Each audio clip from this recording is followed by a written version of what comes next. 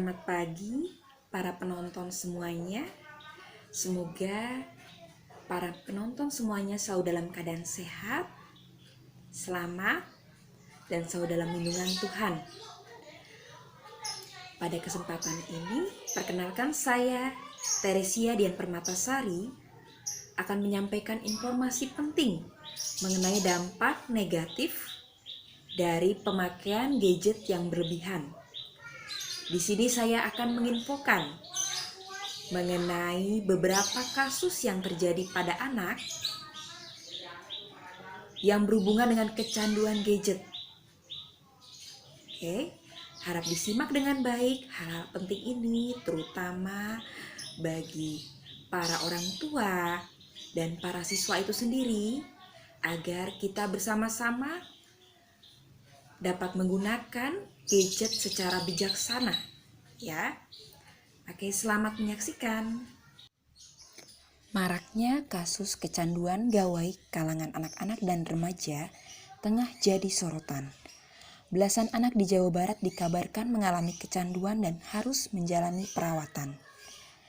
Rumah Sakit Jiwa RSJ Cisarua Bogor mencatat pada bulan Januari hingga Februari 2021 ada sekitar 14 anak yang membutuhkan perawatan terkait kecanduan gawai.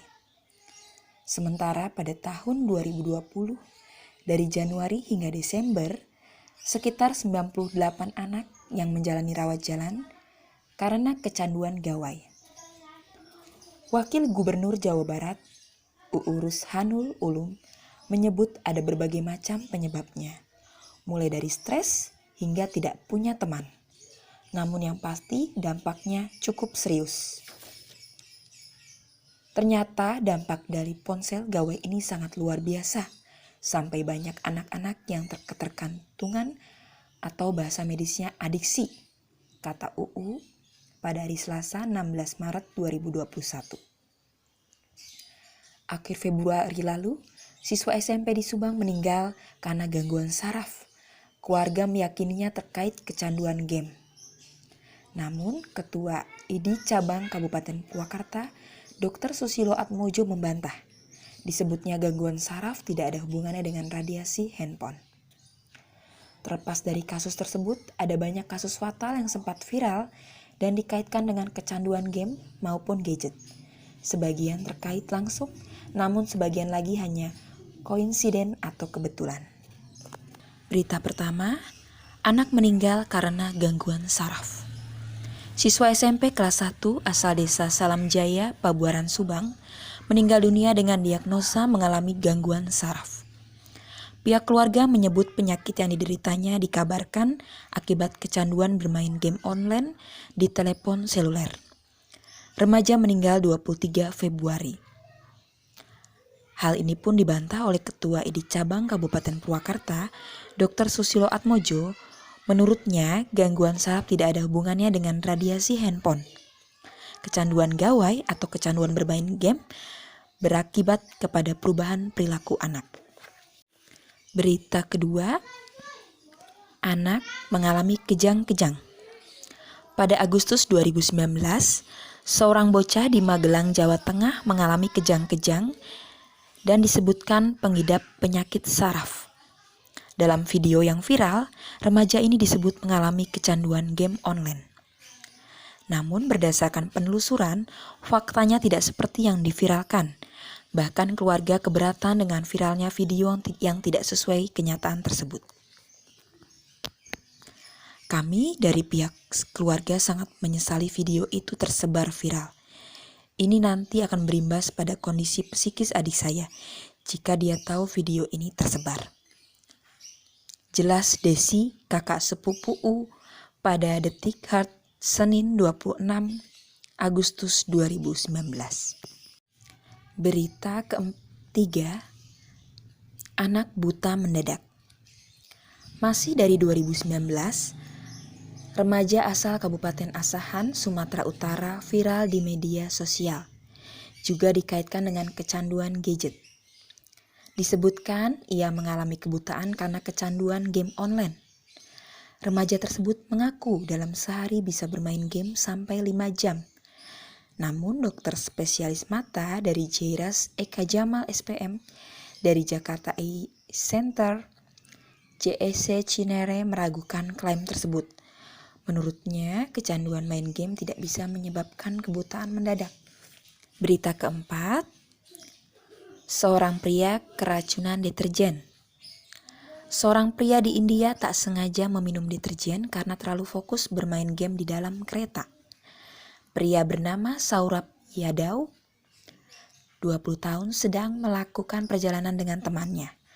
Dikutip dari laman World of Buzz, menurut Oriental Daily, dengan mata yang masih terpaku pada layar ponsel, Yadav mengambil ke dalam tas temannya dan mengeluarkan sebotol minuman. Dia membuka botol itu tanpa melihat label dan langsung meminumnya. Ia berpikir bahwa itu adalah air atau minuman yang beraroma. Ternyata itu adalah deterjen.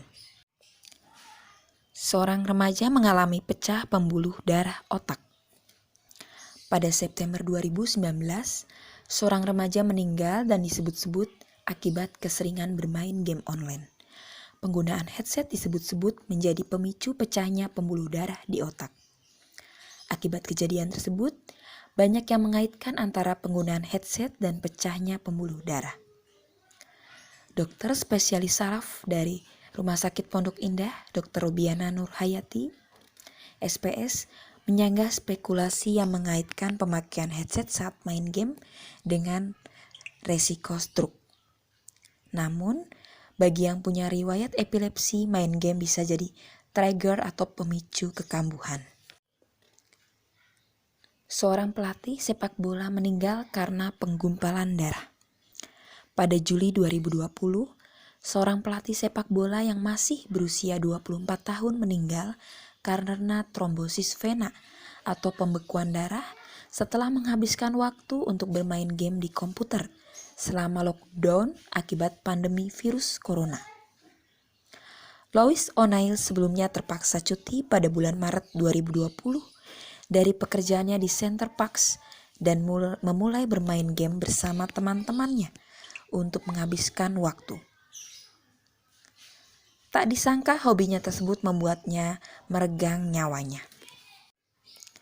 Seorang remaja terkena stroke, tangannya lumpuh. Masih di tahun yang sama, seorang remaja asal Cina tak bisa menggerakkan tangan kirinya setelah bermain game terus-terusan selama lockdown. Xiao Bin, 15 tahun, bisa menghabiskan waktu 22 jam di depan komputer. Ahli saraf di Rumah Sakit Dr. Lee mengatakan remaja ini mengalami stroke karena gaya hidup tidak sehat, yakni main game berlebihan dan sering begadang.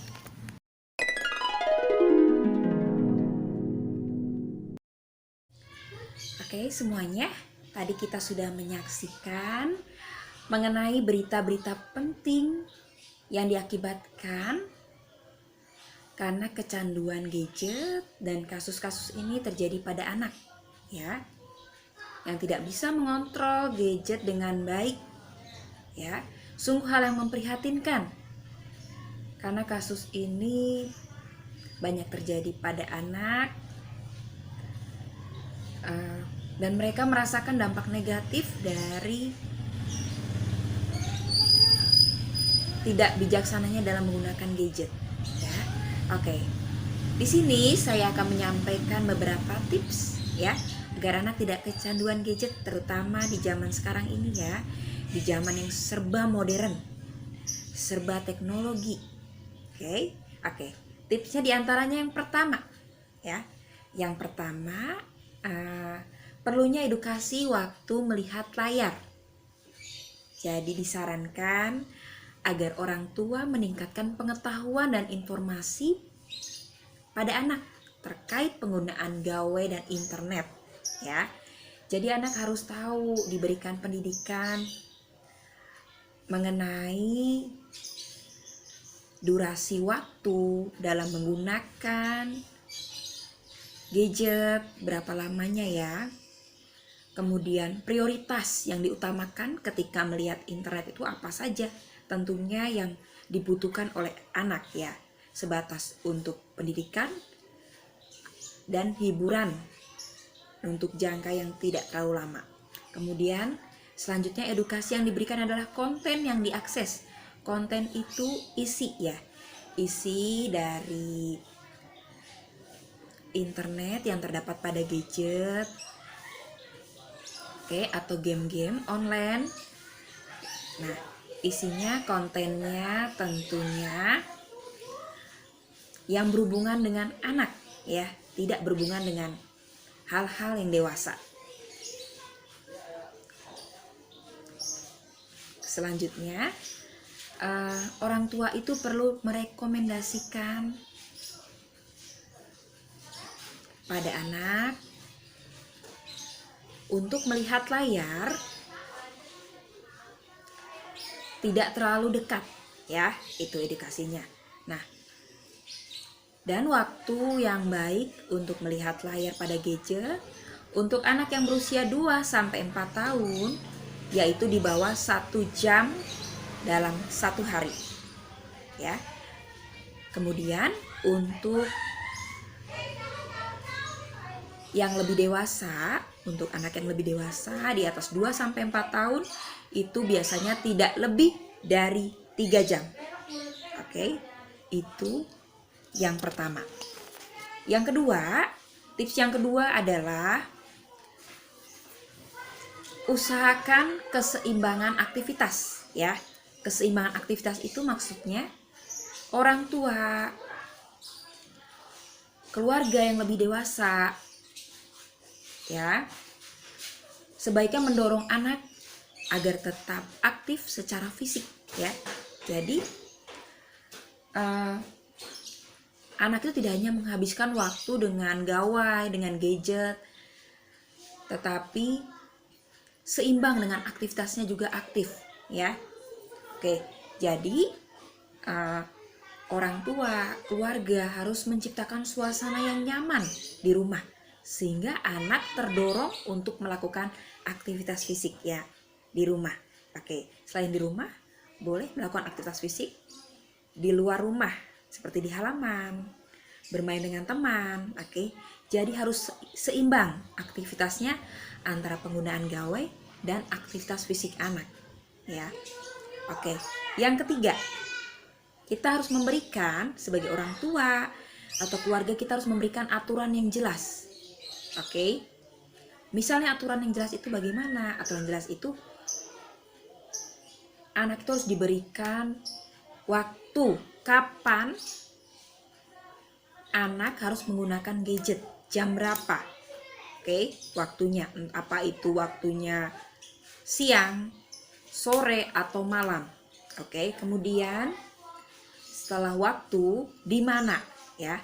Di mana anak harus menggunakan gadget ya? Tentunya penggunaan gadget tidak boleh ketika mereka berkumpul dengan teman-teman, bermain dengan teman-teman, tentunya tidak boleh itu ya. Tidak boleh dilakukan ketika berkumpul dengan keluarga besar atau berkumpul dengan rekan-rekan ketika sedang acara ya, ketika sedang acara kekeluargaan ya. Dalam kebersamaan tidak boleh gadget itu dimainkan. Tetapi tentunya di rumah ketika waktu itu luang ya. Nah, kemudian bagaimana menggunakan gadget dengan baik ya. Bagaimana jarak antara mata dengan layar, kemudian bagaimana kita mengakses konten-konten yang tepat, terutama untuk anak. Kita bisa mengarahkannya ke YouTube Kids misalnya ya, seperti itu ya. Kemudian kita bisa memblokir akses-akses yang dilarang atau tidak pantas untuk anak ya. Nah, aturan ini harus diterapkan secara tegas. Tidak hanya ayah, tetapi ibu juga, dan juga semua keluarga bersama-sama yang lebih tua ya, bersama-sama semua harus tegas dan diikuti oleh semua anggota keluarga. Oke. Selanjutnya yang keempat ya. Yang keempat tadi pantau akses penggunaan gawai ya. Yang keempat pantau akses ya. Maksud di sini pantau akses ini penggunaan gawai pada anak itu harus dipantau aksesnya ya. Jadi pantau akses ini, keluarga harus memantau akses yang dipakai atau dilihat oleh anak. Nah, kemudian selain kita memantau aksesnya, kita ambil kesempatan untuk berkomunikasi dengan anak ya. Berkomunikasi dengan anak dengan menyimpan gawainya, menyimpan gadgetnya. Kita bersama-sama bersama keluarga berkomunikasi, berinteraksi, dan berbagi nilai-nilai keluarga bersama anak. Oke. Ingat, interaksi dengan keluarga adalah hal yang penting yang tidak bisa digantikan dengan hal-hal yang lainnya. Berinteraksi dengan orang tua terutama ya. Kita akan mendapatkan makna yang besar, nilai-nilai yang besar dibandingkan kita berinteraksi dengan gadget ya. Oke. Nah, dalam nilai-nilai ketika kita berinteraksi dengan orang tua, keluarga, di situ kita akan merasakan kasih sayang, perhatian. Tentunya kita akan memberikan nilai-nilai kebenaran yang baik untuk anak ya. Oke. Selanjutnya yang kelima beri pujian. Nah, beri pujian di sini adalah ketika anak tidak menggunakan ponsel, tidak menggunakan gadget, beri pujian ya. Nah, walaupun itu mereka tidak menggunakan ponsel terus-terusan, itu keputusan sendiri atau karena mengikuti aturan yang telah ditetapkan, tetapi tetap saja beri pujian ya. Karena itu adalah hal yang luar biasa untuk mereka, agar mereka merasa bahwa tidak selalu menggunakan ponsel itu adalah hal yang baik untuk mereka ya. Hal yang luar biasa, mereka bisa mengutamakan dunia nyata, mengutamakan dunia di lingkungan sekeliling mereka ya. Oke, anak-anak, sekian 5 tips penting yang saya berikan agar anak-anak kita bisa tumbuh dan berkembang dengan baik, agar anak kita dijauhkan dari dampak negatif akibat kecanduan gadget ya. Oke. Mari kita bersama-sama mendidik anak-anak kita dengan baik agar mereka bisa mengembangkan bakat mereka ya. Bakat mereka, salurkan bakat mereka agar mereka bisa menjadi anak yang berguna bagi nusa dan bangsa. Tentunya membanggakan untuk orang tua dan keluarga, dan juga membanggakan untuk guru-guru semua ya. Oke. Ketika mereka bisa membanggakan kita semua, tentu hal itu sangat kita idam-idamkan. Itu cita-cita kita. Oke. Jadi intinya, bakat mereka bisa terasah, mereka bisa membanggakan kita semua dengan cara kita bersama-sama menjauhkan mereka dari gadget yang terlalu berlebihan, agar mereka bisa melakukan aktivitas dengan baik ya.